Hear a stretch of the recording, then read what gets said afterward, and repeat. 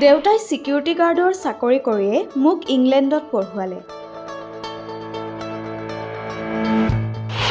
মোক পঢ়ুৱাৰ নামত মায়েও নিজৰ গহনা বিক্ৰী কৰি দিছিল। পিতৃ-মাতৃৰ কষ্টক সাৰ্থক কৰি তোলা ধনশ্ৰীৰ কাহিনী এয়া। কষ্ট, ত্যাগ আৰু সংগ্ৰাম অবিহনে সম্ভৱ নহয় কোনো সফলতা। ধনশ্ৰীৰ সফলতাৰ আঁৰতো আছে পিতৃ-মাতৃৰ অশেষ শ্ৰম আৰু ত্যাগ।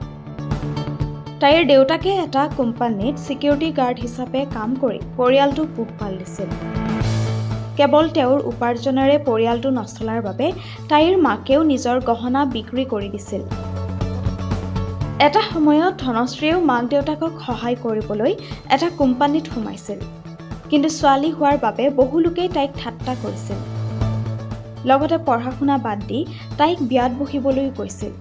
কিন্তু তাইৰ সপোন আছিল বিদেশত গৈ পঢ়ি শুনি নিজকে মানুহ কৰাৰ।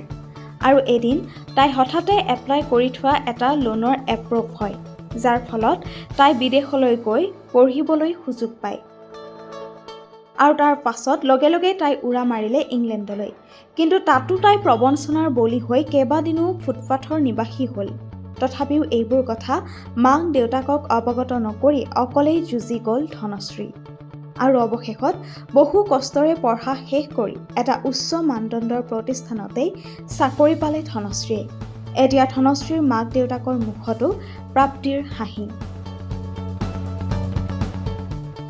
সঁচাই সপোন দেখিব লাগে জীৱনত জয়ী হোৱাৰ। লাগিলে আপোনাৰ ওচৰত ধন টকা-পইচা থাকক বা নাথাককে, সপোন সদায় দেখিব লাগে নিজৰ পৰিধিৰ বাহিৰত।